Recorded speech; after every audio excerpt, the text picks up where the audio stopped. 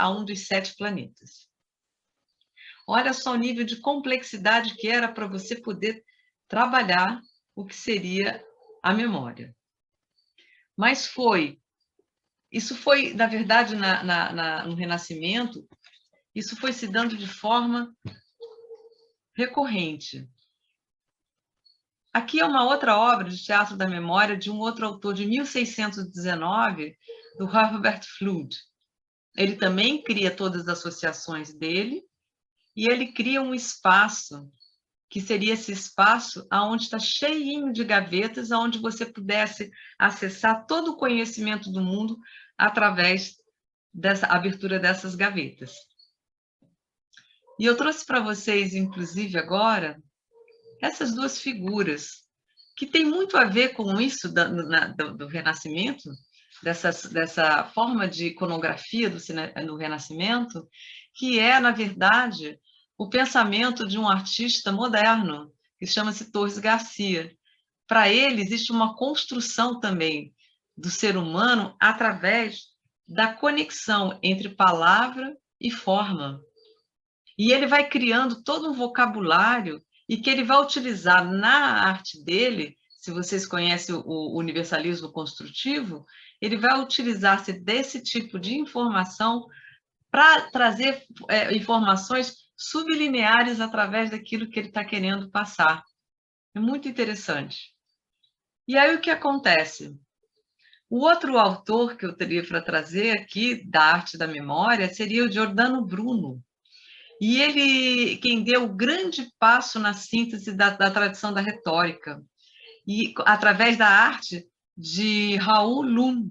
Aí é uma figura do homem no centro, digamos, de uma esfera, na verdade, mostrando a influência de todo o zodíaco dos planetas. E ele, na verdade, está sangrando, né? Ele está fazendo sangria, né? Digamos assim.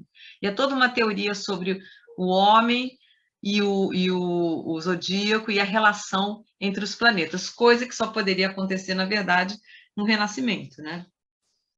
Então, ele vai introduzindo o Giordano Bruno movimentos circulares e combinações de letras, inventando uma memória mágica, altamente sistematizada.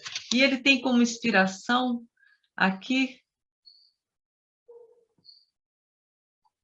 o Nicolas de Cusa, que esse é um manuscrito que vai trazendo diagramas que agrupam essas correspondências todas, e que agrupam, que fazem correspondências com a teologia, com a filosofia, com o direito, com tabelas periódicas, como está escrito aí. E a partir do Nicolas de Cusa, o Giordano Bruno vai desenvolvendo o humanismo dele, né? Na verdade, esse humanismo é uma corrente, tá? Do Renascimento, e ele vai definindo o infinito cósmico e uma nova visão do homem. Então, vocês podem ver nessa figura iconográfica aí, o homem olhando para o espaço, né? Embora a filosofia da época tivesse baseada nos clássicos antigos, tá? De Aristóteles, e principalmente, o Giordano Bruno teorizou veemente contra eles. E a sua forma e conteúdo são muito semelhantes, na verdade, a Platão. Ele escreve em forma de diálogo e com a mesma visão. Então, um dos pontos-chave da sua teoria é a cosmologia, segundo a qual o universo seria infinito, povoado de milhares de sistemas solares e interligando com outros planetas, contendo vida inteligente. Essa figura mostra esse homem, isso inimaginável na Idade Média, que sai, digamos, da nossa abóbada aqui da Terra, né? Da nossa, como se diz, da nossa esfera, né, que nos protege, na nossa atmosfera, e ele vai de encontro a esse lugar que seria o cosmos. E essa ideia de cosmos começa a surgir nos trabalhos dele, e ele vai criando toda a teoria através dessas imagens. São teorias cósmicas, né? E ele, na verdade, ele estava convencido que era capaz de se quebrar uma barreira entre o humano e o divino. Que esse conhecimento parecia meio estranho naquela época, né? A arte da memória dele representa um meio de ir para além da humanidade, buscando uma verdade e o inexplicável, para estabelecer vínculos e para chegar a intuições universais a partir da natureza das coisas. É muito interessante. É uma técnica para obter uma consciência mais elevada, contando com recursos naturais, astrológicos e verbais. Tá? E aí ele vai criar, finalmente, olha que interessante, ele vai criando toda essa geometria para falar da conexão entre o homem, o cosmos e o universo, até chegar aqui. Nessa gravura, por exemplo, as imagens dos decanatos do zodíaco se combinam nas casas e com as imagens do planeta. Como em toda magia, ele assume a existência de leis e forças ocultas regendo o universo. Essa perspectiva de um universo animista, descrito magicamente por leis mágicas, mecânicas, preparou a visão futura do universo descrito matematicamente pelas leis da física.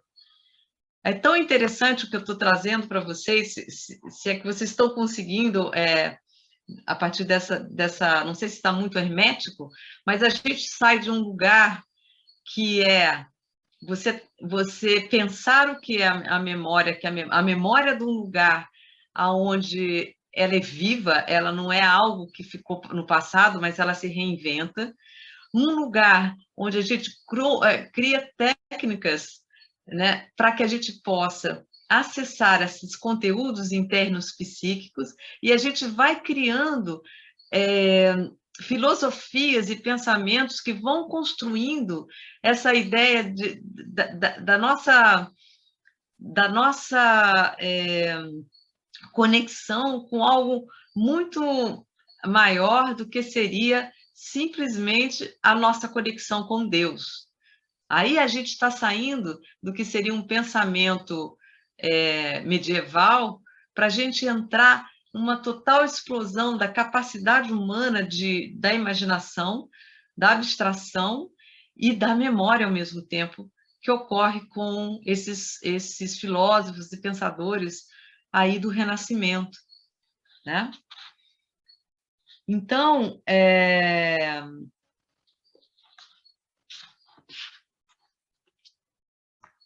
com toda essa revolução, com todo esse pensamento, né, Giordano Bruno morre em 1600, condenado pela Inquisição, e ele foi queimado vivo em Roma, no campo de Del Fiore, somente por pensar sobre essas concepções de universo heliocêntrico, infinito, e pelas suas concepções científicas no mundo, insuportáveis para os inquisitores obscurantistas de Roma daquela época. E foi esse tipo de pensamento, de construção da memória e a construção do que seria uma filosofia, que vários filósofos foram se debruçando sobre o trabalho dele, Bacon, Descartes, Leibniz, enfim, uma quantidade considerável.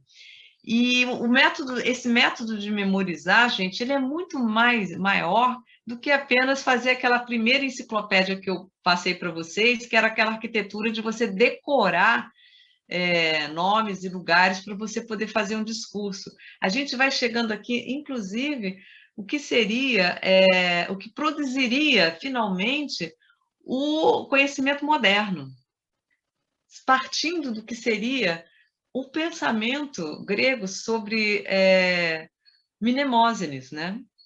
Então, a memória, por fim, ela deve ser, sobretudo, pensada a partir da sua gênese, a sua ontologia, no seu estado de experimentação, e ela está sempre presente nos nossos corpos. E ela reorganiza os vários estratos de significação. Com a ajuda da imaginação, ela vai transbordando aquilo de alguma forma, fazendo sentido. Agora, Existem alguns autores que pensam a memória e a imaginação. Vou falar só mais um pouquinho e trazer a gente aí para discussão. A memória, para Beleg e Menu, que são outros dois pensadores atuais, a memória e a imaginação têm em comum o fato delas transitarem no domínio da ausência. O que seria isso? A memória, ou seja, é a primeira memória na presença da ausência. Ela fixa imagens do passado para guardá-las presentes no espírito. Como em todas as imagens lembradas, elas implicam a presença da alma de uma coisa ausente. Já a imaginação, ela não é esse percurso, ela é a ausência do tempo. A memória é a presença do tempo e a fixação de algo no presente daquilo que foi do passado. E a imaginação é a ausência do tempo, porque ela tem a capacidade de apresentar, ao mesmo tempo, uma invenção do futuro e mascarar o passado, associando livremente, misturando-o. Então, a orientação fundamental da memória é o tempo, a anterioridade. E a orientação da imaginação é o irreal. Mas todos os dois surgem do lugar originário comum que é a psique humana, o que quer dizer que surge da nossa profunda intimidade. Então, os processos criativos, eles se originam de um estado de profunda tensão e inquietação emocional, que se encontra em regiões da pura sensibilidade. Por sua vez, o impulso criativo, ele é indefinido, ele não tem padrões, ele não tem programas pré-concebidos, no entanto, o impulso criativo ele é cheio de ideias e intenções. O estado interior que leva o artista a criar se caracteriza pela mobilização total e ativação da mente e das emoções. É uma plenitude que procura rumos para se ordenar e para se expressar. Então, o impulso elementar é a força vital para criar, provém das áreas ocultas de cada um de nós. Então, além dos impulsos do inconsciente, entra nos processos criativos tudo o que o homem sabe. Os seus conhecimentos, as suas conjecturas, as propostas, as dúvidas, tudo que ele pensa e sobretudo, o que ele imagina, né? E segundo, então, a Feiga, o nosso mundo imaginativo é composto por associações provindas das áreas do inconsciente ou até pré-conscientes. Associações geram um mundo experimental, um pensar e agir em hipótese. Eu sei que está complexo, mas é por isso que falei, eu ia trazer teoria para vocês hoje, tá? Então, é fundamental poder imaginar para criar. Né? O que dá amplitude da imaginação é a nossa capacidade de perfazer uma série de atuações, de associar e desassociar objetos, eventos, poder mudar, manipular, tudo mentalmente, sem precisar de uma presença física. Nós estamos falando da imaginação. Então, a imaginação e os sentimentos e os valores de cada um compõem um conhecimento que cada um tem do real. Então, a autora ela afirma ainda que existe uma imaginação específica voltada para cada área do conhecimento humano. A imaginação criativa, ela nasce assim do interesse, do entusiasmo de cada um pela possibilidades maiores de certas matérias e certas realidades. Ou seja, imaginar seria um pensar específico sobre um fazer concreto. Então, para ela, o imaginar criativo, desvinculado da matéria, não passaria de uma divagação. Para ela, todo imaginar, né, criativo, ele parte também, ele se centra no próprio indivíduo e nos estados subjetivos dele, cujos conteúdos pessoais não são transmitidos para outras pessoas. Seria um pensar voltado unicamente para ela, para si, né? Ela está falando da imaginação criativa, tá? E outro autor, como Benedito Nunes, por exemplo, ele fala que a imaginação seria a faculdade intermediária, que liga a intuição à sensibilidade.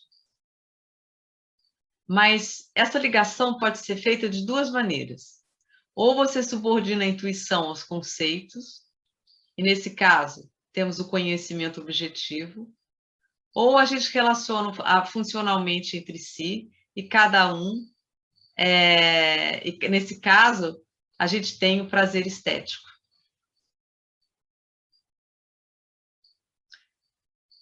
O Gilberto Durand, ele relaciona a imaginação com mitos arquétipos. Ele fala sobre a influência do Bachelard, do Jung e do Lévi-Strauss, né? Na acepção dele de imaginação. E ele fala que as imagens possuem núcleos organizadores que chama de constelações e arquétipos. Então, levando em conta o elemento espiritual e coletivo, em sua abordagem científica, ele desenvolve o que seria uma mitodologia, ou seja, a possibilidade de você pensar a imagem, no caso, a imagem simbólica, referida a arquétipos e das forças derivadas dos mitos. Está muito ligada à questão do Jung, né?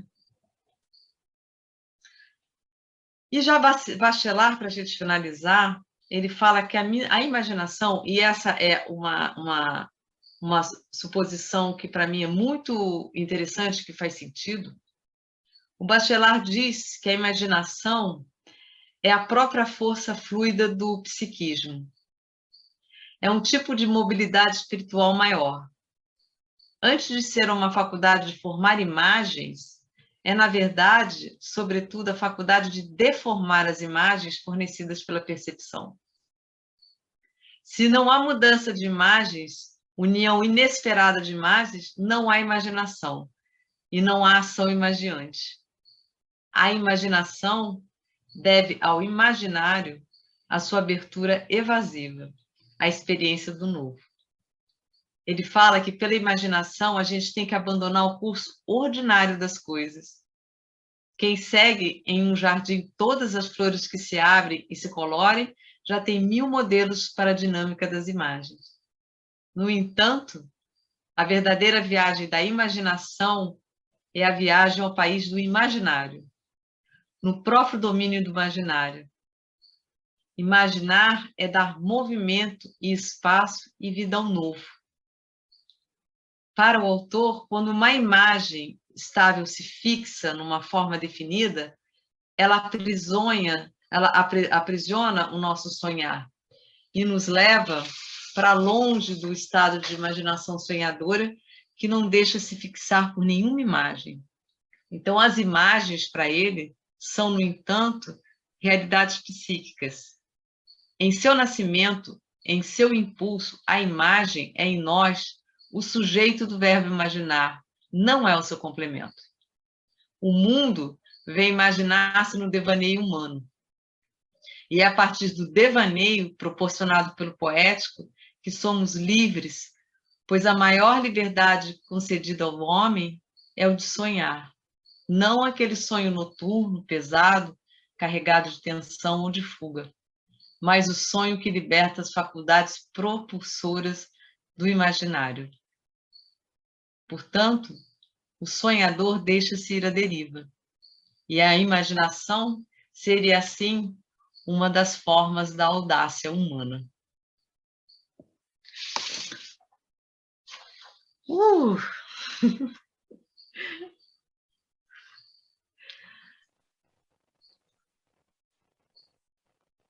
É um pouco isso que eu queria trazer para vocês hoje. Eu sei que foi complexo para vocês, com certeza, mas de qualquer maneira, no início, a intenção era que vocês fizessem essa viagem comigo, de poder pensar e ampliar os nossos campos de conhecimento e de perspectivas sobre esses temas todos. E para a gente entender como na história, na nossa história ocidental, pelo menos, que é o que eu estou trazendo aqui, a gente parte de algo que parece tão estranho como um mito, e a gente termina justamente num sonho. A gente não sai desse lugar. Por mais que a gente tente construir uma linearidade, ou seja, a gente vai percorrendo caminhos diversos e a gente chega no que seria a concepção dessa imaginação criadora, que é parte do labor da nossa tecnia, né, do nosso fazer artístico que todos nós fazemos aqui, né? E como está cheio de trabalho de arte no meio de tudo isso. Como esse caminho ele não foi esvaziado de um racionalismo, né, obscuro, como a gente tá submetido hoje. Hoje a nossa vida ela está muito daqui para cima, né? O nosso corpo ele não está acompanhando esse processo todo. E a gente vê ao longo da história como o corpo, o sentimento, as sensações, a memória, a intuição, a sensibilidade, a percepção, elas faziam parte de uma complexidade muito maior do que aquilo que a gente acaba desenvolvendo o nosso racionalismo, digamos assim, né? Diminuindo as nossas capacidades e encontrando só aquele lugar do sujeito e do objeto, e separando o que seria as nossas potencialidades desse lugar definido no espaço, desse lugar cronológico, desse lugar no tempo estabelecido. A memória ela é tão fluida quanto a imaginação. Elas vêm de lugares diferentes, mas elas de certo, elas provocam na gente mudanças constantes. A memória ela não é só a nossa casa onde a gente vai se reconfortar com o nosso passado. A memória é algo vivo, é algo latente, é algo que está aí presente no nosso dia a dia e que faz parte do nosso imaginário também. O tempo todo, memória e imaginação, elas estão conversando, né? E eu trouxe para finalizar para vocês, se eu ainda tenho tempo, Jorge, eu tenho tempo ainda? Bastante. Tá. Eu trouxe para vocês agora, para a gente entrar no concreto, na prática, e sair um pouco da teoria, o trabalho de uma artista chamada Aline Mota, onde a gente vai ver isso que a gente está conversando agora. Como essa artista trabalha a questão da memória e da imaginação no trabalho fotográfico dela e no trabalho fílmico. A Aline Mota é uma artista de 40 anos de idade, 45 agora. Ela é uma artista negra e que o trabalho dela todo está baseado no seu própria história, do passado dela. Ela vai buscar tentar encontrar os laços perdidos da família dela, porque, obviamente, como a gente sabe, as pessoas negras vieram para o Brasil e tiveram totalmente dilacerados seus laços familiares, a gente perder as conexões com a África, e aqui mesmo as famílias também foram, né, as famílias não ficavam juntas, nem as próprias etnias, né, elas eram separadas e dos grupos que elas vinham, ou seja, foi a cultura africana, ela foi totalmente dilacerada no Brasil. E ela, a partir de um segredo que a avó dela conta, quando tinha 104 anos de idade, ela descobre, então, a possibilidade de voltar no passado e buscar essa linha do tempo, essa memória dilacerada da história, da sua própria história, através de pesquisas da memória da família, em arquivos, e por incrível que pareça, ela encontrou muita informação. E aí ela vai criando o que se chama, hoje, autores contemporâneos, não chamam muito de resgate mais da memória. Na verdade, existe um termo que se chama fabulação crítica, porque num caso de um passado dilacerado como esse, ela não tem a menor condição de encontrar esses laços verdadeiros. Então, há a possibilidade de fazer o que a gente está falando, dessa junção entre memória e imaginação, no que eles vêm dizer que o termo usado, na verdade, é afrofabulação. É onde você pode de alguma maneira, tentar resgatar ou reinventar ou criar, de fato, uma possibilidade de corpo. O corpo, entendido aí, não o corpo só o corpo da artista, é o corpo da memória, é o corpo de organizar os pedaços deslacerados da própria história. Então, eu vou trazer